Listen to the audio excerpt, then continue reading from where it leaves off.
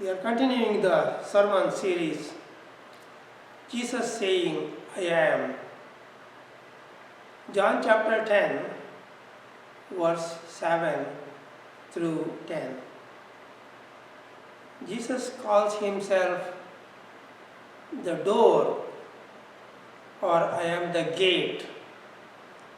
Two words has been used interchangeably in the Gospels. Translators, sometimes they use door, sometimes gate. Door is always welcoming, gate is always stopping someone. But we take this word for door even though we talk about gate. Jesus said, I am the gate to my sheep. Driving in big city can be challenging. Sometimes it is scary to be in the constant moving traffic of 5 lanes or 6 lanes. I had survived driving in big cities like Chicago and Milwaukee before I moved here. Now I don't think I have that confidence in driving in those big flow of traffic. 2 months ago, when I was driving in Milwaukee, I just missed one exit on the flyover. And I was like, oh gosh, where I am going? It took me completely the opposite direction of where I was going. But thankfully, the GPS that saved me, that brought me back to the place where I was going. We have exit ways everywhere. Even in our life, there are exit ways. There are doors that calling us, oh, come this way, you will find all you need. Sometimes all the doors looks like alike, but they are not same. They don't take us to the same destination. The Bible says there is a way that seems right to humans, but in the end, it leads to death.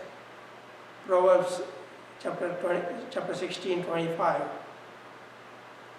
Today's Bible lesson calls us to choose the right way, or right gate, or right door. But Jesus says, I am the gate. Whoever enters through me will be saved. John chapter 10:9.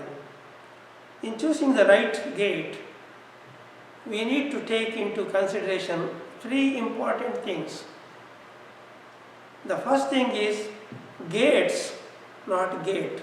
Gates that confuse and mislead. People choose different gates in life. Some knowingly choose the wrong gate, and that is very unfortunate. But some others think all gates ultimately leads to the same destination. No, all roads do not lead to Rome. Different gates leads to different destination. Jesus compares gates with thieves and robbers. Thieves and robbers, they come to steal, kill and destroy, he says in verse 10. We can compare these robbers and thieves to today's scammers. You know scammers? Scammers are there everywhere in our society. They are not good people. They harm us. They come with cheap clothing. They come with sheep clothing, but inwardly they are ferocious wolves. Matthew chapter 7:15. Jesus warns about those people with sheep clothing. Have you ever received a phone call saying, "Hey, congratulations, you won a free cruise since you have stayed in our one-off resorts"? You could jump up and in excitement thinking that you are the luckiest person in the world to win such a bounteous offer. Is that offer real? How many of you believe in that offer? They are scams. They get your credit card information and they want to steal money. But there are some unsuspecting, gullible persons who easily, quickly fall into this trap and lose a lot of money every day.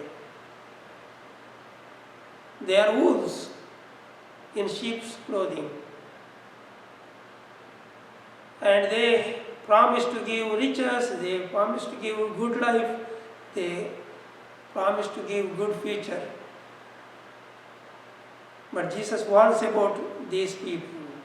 Those doors, they lead to destruction. The thief comes to steal, kill and destroy. Verse 9. Verse 10. Scammers care nothing about sheep. Jesus was teaching to the crowd in Jerusalem about dangers of doors.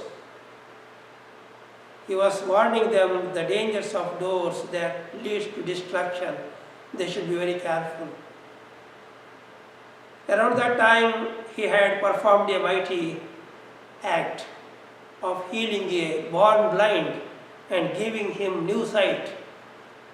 The whole people in the city were amazed and rejoiced to see the blind beggar being healed and got new sight. For years, they had been seeing this beggar sitting by the temple and asking for help. And they knew him very well.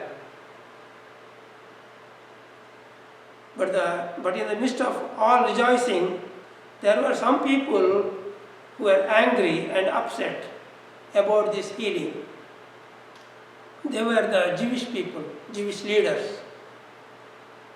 Instead of rejoicing and celebrating with the man for such miraculous blessing he received, they hated him and condemned him as a sinner and even excommunicated him from their fellowship. Read chapter 9 in John's Gospel. You can read the whole story.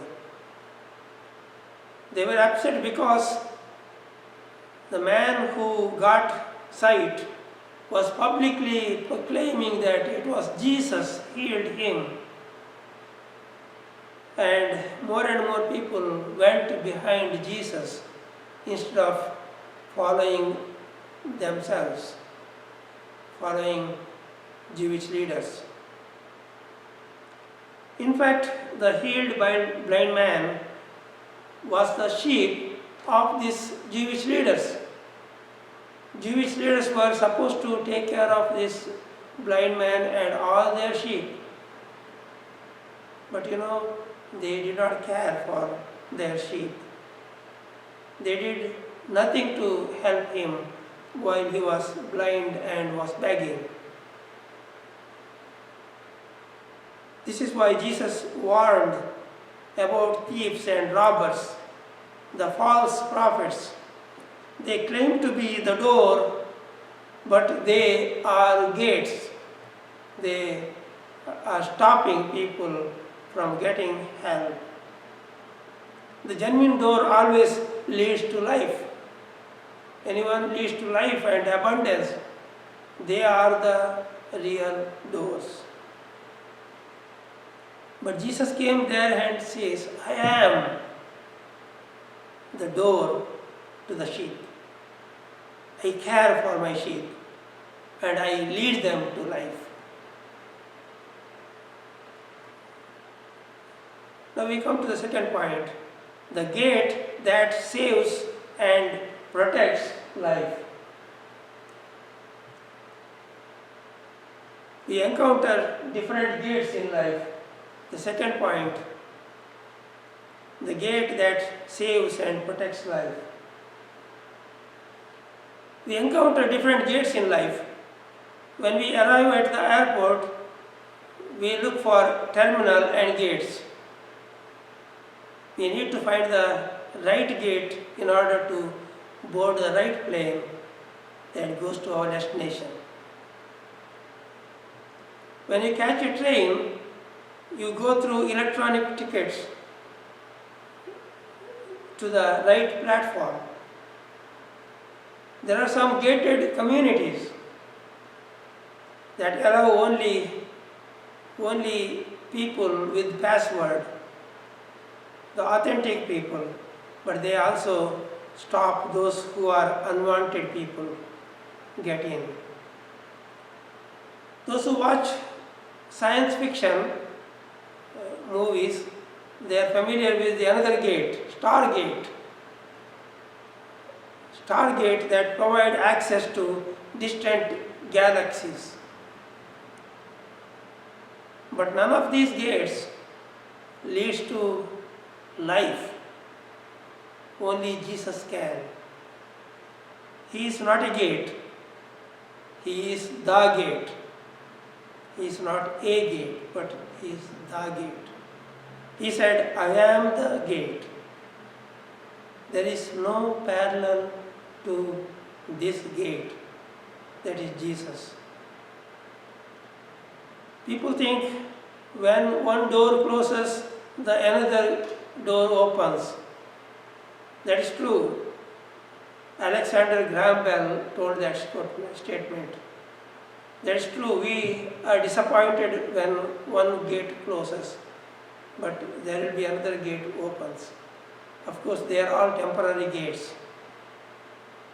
But when we come to Jesus, we will have the permanent gate for us.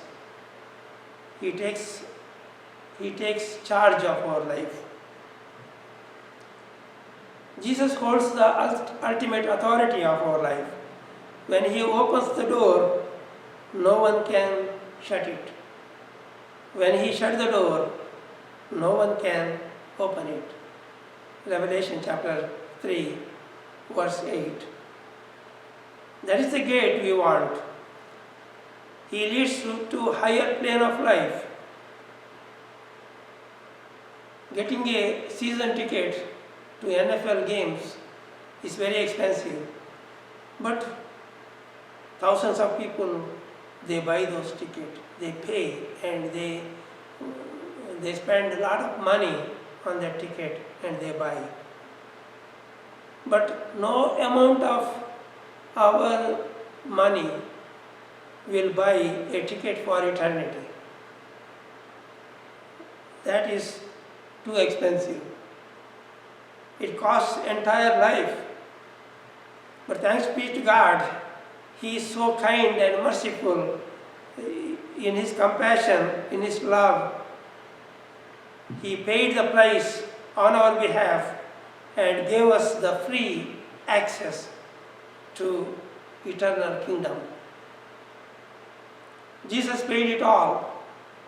He hung on the cross and gave His own life on our behalf.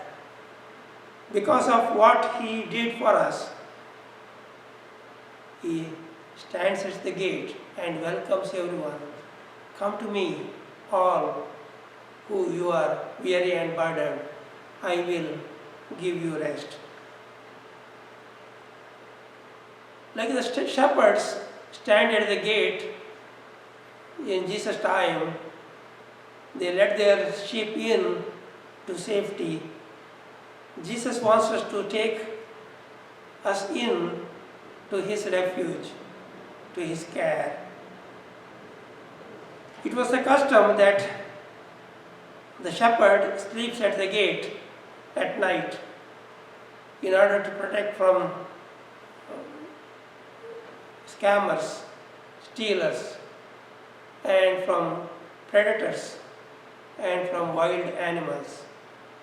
He was the safety. Likewise, Jesus stands at the door and he says, I am the gate. Whoever enters through me will be saved. We will be safe in his hands. Now we come to the third point, the gate that leads to abundant life. The life Jesus offers cannot be compared to any fortune of this life. All the riches is not compared to the life he offers. What a beautiful promise we have in him. In verse 10, I came that they may have life and have it in abundance. A story is told about an 8-year-old little girl who visited her grandma during her school vacation time. The grandma knew that this little girl loved ice cream the most. And she opened the ice cream and asked her, okay darling, how much ice cream would you like to have? 1 scoop or 2? This little girl thought for a while. Then in a serious and firm voice, she said, Grandma, give me too much. Give me too much.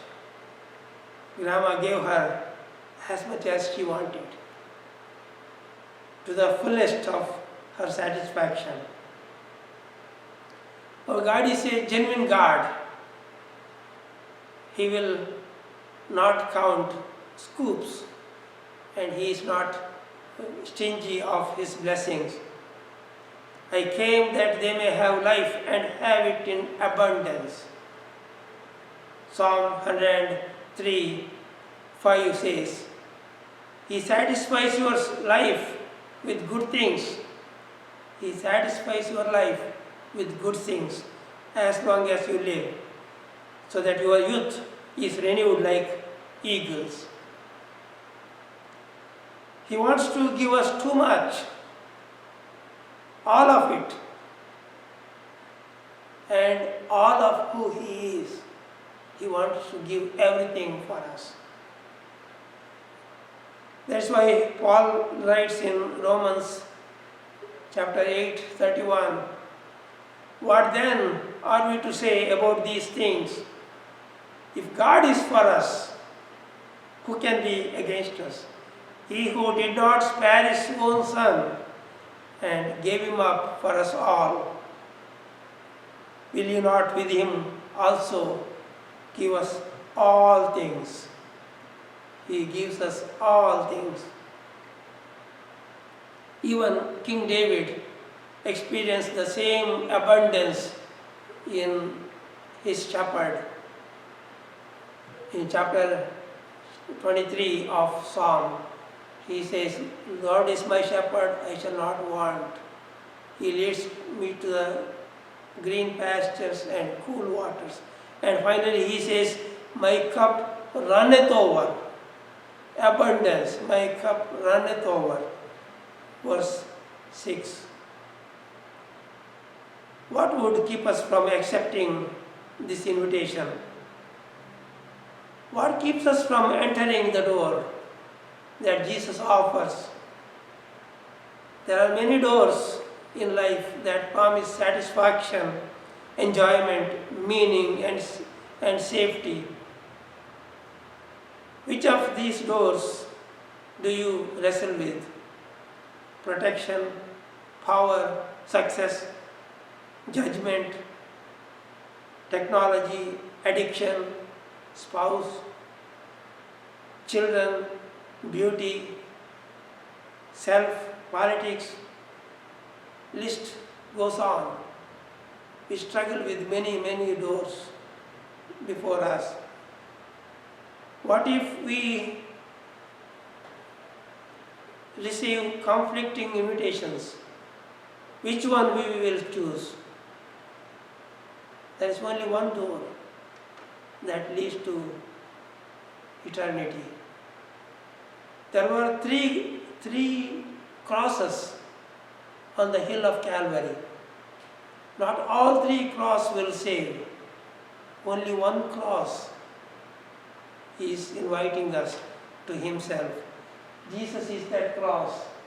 He stands and He invites all of us into Himself. He is the door. He cleanses us from the blood He shed on us, and He feeds us with His eternal life. Would you come to that door? Only that door can save us and leads us to eternal life. Would you pray with me? Lord, we are many times confused with many doors before us. We are challenged by many doors. We are attracted to many doors. We are struggled with many doors. Lord, we thank You for opening the door, the free offer of salvation in Jesus Christ. Lord, we want You. We love You. We come to You. In Jesus' name we pray. Amen.